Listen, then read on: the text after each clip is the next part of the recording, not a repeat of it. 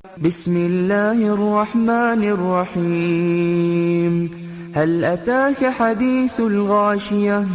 وجوه يومئذ خاشعة عاملة ناصبة تصلى نارا حامية تسقى من عين آنية ليس لهم طعام إلا من ضريع لا يسمن ولا يغني من جوع وجوه يومئذ ناعمة لسعيها راضية في جنة عالية لا تسمع فيها لاغية فيها عين جارية فيها سرر مرفوعة وأكواب موضوعة ونمارق مصفوفة وزرابي مبثوثة أفلا ينظرون إلى الإبل كيف خلقت وإلى السماء